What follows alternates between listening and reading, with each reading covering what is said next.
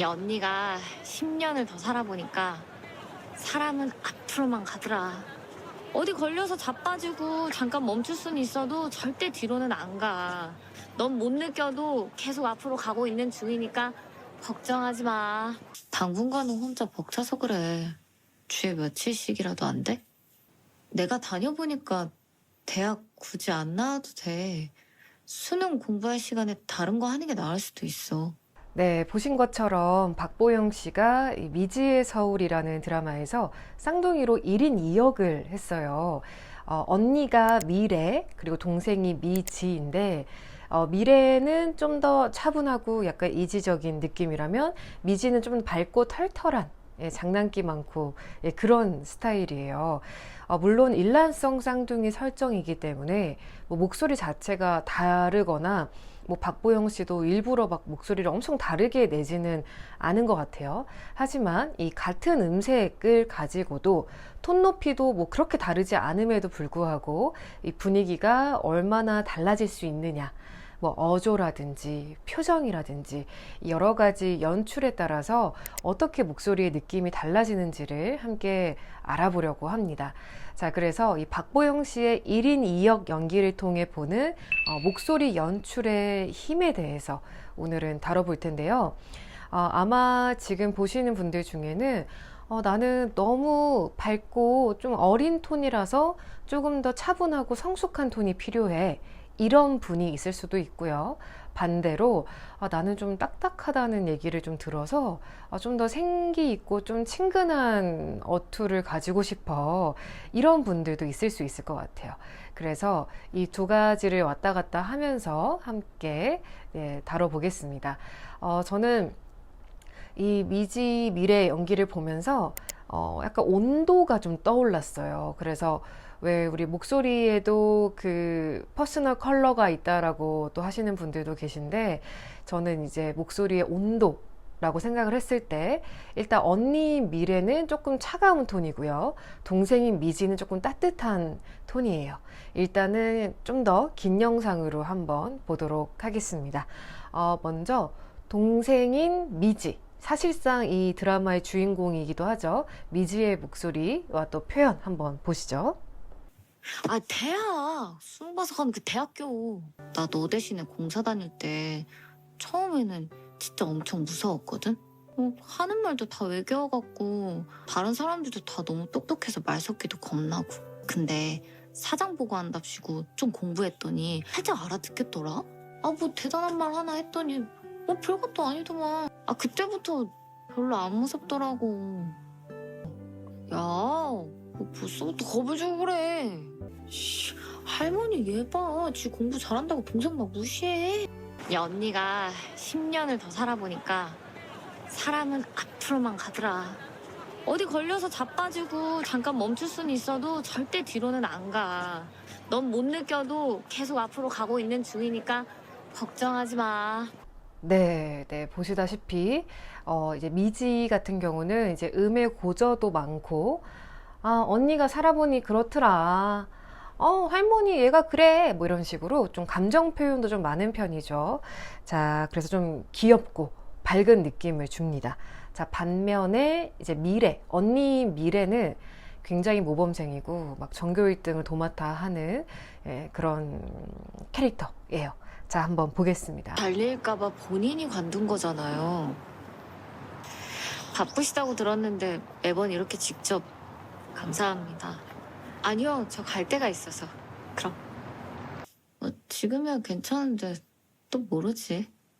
너 진짜 나랑 같이 할 생각 없어? 돈 줄게. 당분간은 혼자 벅차서 그래. 주에 며칠씩이라도 안 돼? 내가 다녀보니까 대학 굳이 안 나와도 돼. 수능 공부할 시간에 다른 거 하는 게 나을 수도 있어. 무서워서 그렇지. 막상 까보면 별거 없어.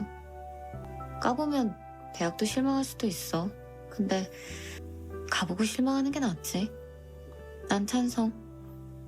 근데 너 대학 가려면 공부 진짜 겁나 해야 돼. 네, 여러분, 미래는 분위기가 좀 다르죠. 야, 근데 너 대학 가려면 공부 겁나 해야 돼. 만약에 미지였다면 야, 너 대학 가려면 공부 겁나 해야 돼. 이런 느낌이었을 것 같거든요. 그래서 박보영 씨가 과하지 않으면서도 이 1인 2역 연기를 너무 잘 해내신 것 같아요. 그래서 딱 눈빛만 봐도 좀, 아, 이게 미지다, 미래다 라고 알 수 있게 하는 게 얼마나 어려운 작업일까요? 그쵸? 자, 그래서 제가 이렇게 그 미래는 좀 차가운 톤. 그러니까 좀 지적이고 신중하고 차분한 이런 느낌을 주고요. 또 미지는 따뜻한 톤, 친근하고 밝고 다정한 톤이다. 이 정도로 일단 정리를 할 수 있을 것 같은데요. 그런데 둘 중에 뭐가 더 낫다라고 할 수는 없어요. 그 장단점이 다 있죠. 일단은 그 차가운 톤은 이렇게 신뢰가고 좀 똑똑해 보이고 덜 만만해 보이는 대신 좀 차가워서 다가가기 어렵게 만든다는 점도 있습니다. 그리고 좀 감정이 잘 안 드러나기 때문에 감정적 교류가 좀 어렵기도 하고요. 사람이 좀 어두워 보일 수도 있죠. 자, 반면에 이제 미지 같은 경우에는 친근하고 밝고 사랑스러운 대신에 좀 권위가 좀 떨어질 수가 있고요. 그리고 착해 보이잖아요. 그래서 약간 만만해 보일 수도 있습니다. 그래서 결국에는 이 온도를 좀 적절히 섞는 게 저는 중요하다고 생각해요. 제가 유튜브에서 항상 강조드리는 거긴 한데 좀 다양한 이 목소리 톤과 연출 역량을 지니면 정말 좋거든요.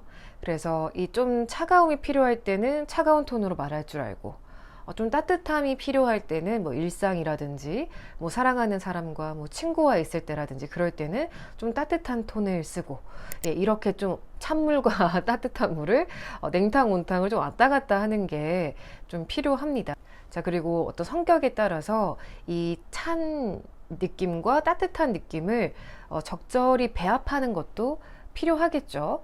왜냐면은 이게 극단적이면 사실 저는 뭐든지 극단적인 건 좋지 않다고 생각해요. 왜 중용이라는 말도 있잖아요. 그런 것처럼 너무 차갑기만 해도 좀 로봇 같을 수 있고 너무 따뜻하기만 해도 또 아쉬움이 있습니다. 그래서 본인의 성격에 맞게 나는 따뜻함 60에 차가움 40 정도 섞을 거야. 뭐 이런 정도의 조절이 중요할 것 같아요. 자, 그러면은 일단은 이 박보영 씨가 이 목소리는 하나인데 이렇게 다른 차가운 느낌과 따뜻한 느낌을 줄 수 있었던 그 이유를 한 3가지 정도로 제가 정리를 해봤어요. 자, 첫 번째로는 눈을 통한 감정 표현이 대단히 중요합니다, 여러분.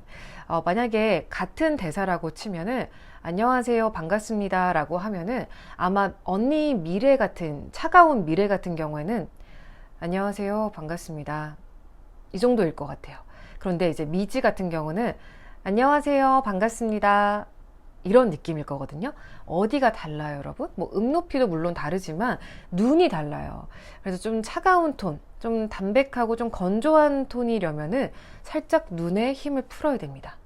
그런데 제가 특히 수업으로 통해서 만나는 많은 또 여성분들, 또 제 유튜브를 보고 계신 분들 중에 여성분들이 더 많으신데 이제 어떤 고민이 있냐면은 너무 만만해 보여요. 그런 게 있으시거든요. 근데 그런 분들은 아마 말씀하시는 모습을 영상으로 찍어서 보면은 아마 보실 수 있을 거예요. 눈을 엄청 쓰고 있다는 것을.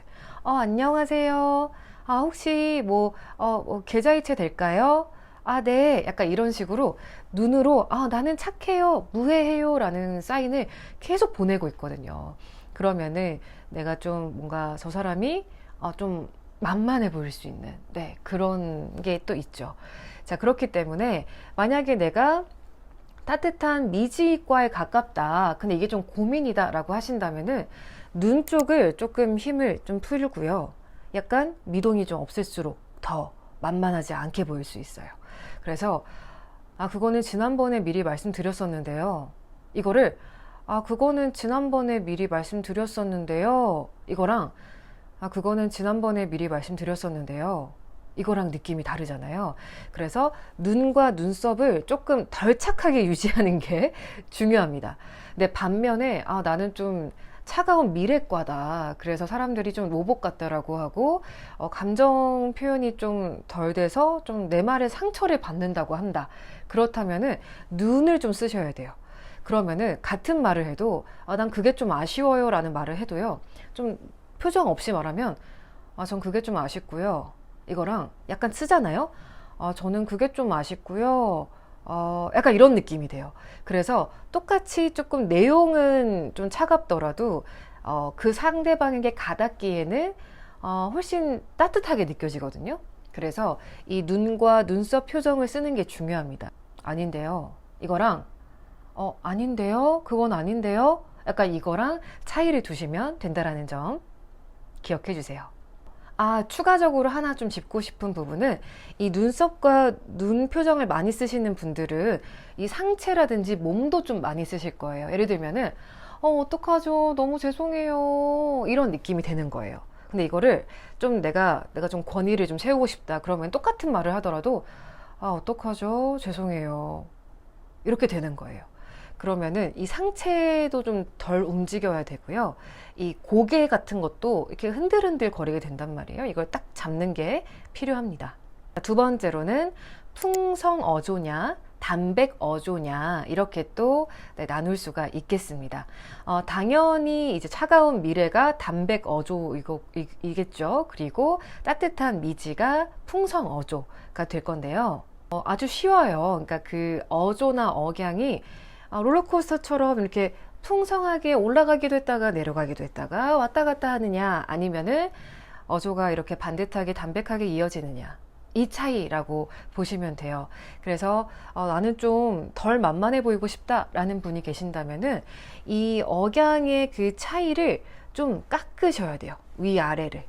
먼저 미지부터 보겠습니다. 이거 은근 헷갈리네요. 어디 걸려서 자빠지고 잠깐 멈출 수는 있어도 절대 뒤로는 안 가. 어디 걸려서 넘어지고 자빠질 수는 있어도 절대 뒤로는 안 가. 이렇게 좀 더 과장하면은 이렇게 왔다 갔다 하잖아요. 그쵸? 잘릴까봐 본인이 관둔 거잖아요. 그런데 미래는 어때요? 잘릴까봐 본인이 그만둔 거잖아요. 이거 만약에 미지가 있으면 잘릴까봐 본인이 그만둔 거잖아요. 이런 식으로 했을 거예요. 잘릴까봐 본인이 그만둔 거잖아요. 근데 미래는 잘릴까봐 본인이 그만둔 거잖아요. 이렇게 위아래 변화가 좀 없습니다. 그래서 이 차이가 또 굉장한 큰 차이를 낳고요. 특히 여러분 주의하실 부분은 어미예요. 어미. 그러니까 어미를 특히나 저는요 딸기라떼요. 이렇게 얘기하는 거랑 저는요 딸기라떼요. 이렇게 어미 부분도 조금 평평할수록 좀 더 성숙한 느낌을 줍니다. 그래서 저는요, 저는 제 이름은 발표할 주제는 이거보다도 제 이름은 오늘 발표할 주제는 바로 어쩌구입니다. 이런 식으로 가는 게 더 성숙하고 좀 권위 있고 좀 어른스러운 느낌을 준다는 거죠. 그래서 이때는 이 플랫한 어조는 따로 연습이 필요해요. 그래서 먼저 표정을 풀고요. 약간 내 기준으로 좀 울적한 느낌으로 안녕하세요. 최다입니다. 반갑습니다. 네, 오늘 발표하겠습니다. 보고 드리겠습니다. 이런 식으로 이 억양 훈련을 좀 하셔야 됩니다. 그래서 이거는 일단 첫 번째로는 다 같은 한 음으로 읽는 훈련을 하는 거예요. 안녕하세요. 최다희입니다. 안녕하세요. 최다희입니다. 그걸 조금 자연스럽게 안녕하세요. 최다희입니다. 이런 순서로 훈련을 하시면 도움이 될 거예요. 자, 반면에 나는 너무 사람들이 딱딱하대 라고 하는 분들은 반대로 적용하면 되겠죠. 이 표현을 더 주면 돼요. 밴딩이라든지 약간 이렇게 위아래로 좀 왔다 갔다 하는 게 있으면 좋습니다. 특히나 누군가에게 좀 약간 상처가 될 수 있는 말을 할 때 저는 그건 좀 아닌 것 같고요. 대신 이런 쪽으로 하면 좋을 것 같아요. 이렇게 하면은 좀 더 상대방이 기분이 좀 덜 상할 수가 있죠. 반대로 이거를 만약에 그 밴딩이나 이런 억양의 차이 없이 그냥 플랫하게 가면 저는 그건 아니라고 생각하고요. 저는 이렇게 생각합니다. 이런 느낌이 되는 거죠. 그래서 이 어미 처리와 종결 어미를 포함해서 전반적으로 이렇게 어조를 풍성하게 쓰느냐 담백하게 쓰느냐에 따라 느낌이 달라진다라는 부분이에요. 세 번째로는 음 높이 차이도 있습니다. 제가 이 음 높이에 대해서는 워낙 많이 다뤘어서 좀 짧게만 할 건데요. 아까 말씀드린 것처럼 이 미지 미래는 일란성 쌍둥이 설정이기 때문에 얼굴도 똑같고 이 목소리도 똑같아요. 그런데 이거를 같은 목소리를 가지고 어떤 공명강을 주로 쓰느냐에 따라서 톤의 느낌이 좀 달라집니다. 그래서 만약에 만나서 반갑습니다 라는 문장이 있다고 쳐요. 그러면 이거를 미지 같은 경우는 약간 코 쪽에 집중을 하는 거예요. 만나서 반갑습니다. 만나서 반가워요. 만나서 반가워요. 이렇게 약간 올라가요. 근데 이제 미래 같은 경우는 일단 약간 한숨 쉬듯이 만나서 반가워요. 만나서 반가워요. 만나서 반갑습니다. 이렇게 밑으로 내린다는 거예요. 근데 이때 주의하실 점은 그렇다고 막 엄청 저음으로 만나서 반가워요. 이렇게까지 할 건 아니기 때문에 막 목을 누른다거나 뭐 힘을 엄청 주거나 그러지 않아도 그냥 한숨 쉬면서 목소리를 밑으로 내린다는 느낌. 그러니까 소리를 이렇게 공기를 입으로 빼서 내린다 이런 느낌만 가져도 좀 더 나아질 거예요. 자, 반면에 이렇게 코 쪽으로 올리거나 눈이나 눈썹, 제가 어차피 중요하다고 말씀을 드렸죠. 이쪽에 좀 의식을 두면은 소리의 중심도 약간 올라가면서 이 머리통 쪽 울림이 좀 더 생기기도 하거든요. 그래서 전반적으로 이 위쪽을 쓰느냐 아래쪽을 쓰느냐, 네, 이 차이를 기억하셔도 좋겠습니다. 자, 오늘은 세 가지 눈과 눈썹 쪽을 통한 감정 표현, 그리고 이 풍성 어조냐 담백 어조냐, 그리고 세 번째로는 높이를 어떤 다르게 표현하는 것까지 한번 봤는데요. 부디 여러분들이 좀 이해가 쉬웠기를 바라고요. 말씀드린 것처럼 이 온도는 좀 다양하게 내가 조절할 수 있어야 좋은 것 같아요. 그래서 내가 항상 나는 마냥 따뜻하기만 해, 나는 너무 차갑기만 해, 이런 분들이라면은 내 반대에 있는 느낌을 좀 연습을 통해서 해보시고 다양한 일상의 장면에서 좀 실습을 해보셔요. 예, 그렇게 하면서 점점 새로운 부캐인 내가 나올 수가 있거든요. 그러니까 저도 사실은 원래는 더 이제 미래에 가까운 편이었어요. 말도 좀 더, 음도 좀 더 낮고요. 안녕하세요. 저는 최다희라고 하는데요.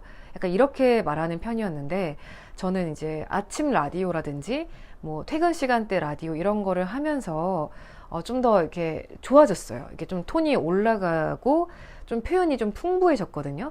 근데 표현이 풍부해지니까 인간관계가 좀 더 편안해지더라고요.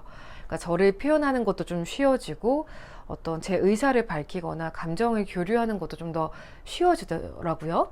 그래서 만약에 저처럼 좀 나는 미래에 가까워 하시는 분이 있다면은 좀 풍성한 말하기를 좀 배워보시면 좋을 것 같고요. 반대로 나는 나이에 비해서 너무 좀 어리게 말하는 것 같은 게 컴플렉스예요. 뭐 이런 분들, 다들 나를 너무 만만하게만 봐, 이런 분들이라면은 오히려 좀 눌러서 플랫하게 내 감정을 조금 닫아서 말하는 훈련을 하시는 걸 추천드립니다. 자, 다이의 소리 숲 다음 콘텐츠로 돌아올게요. 감사합니다.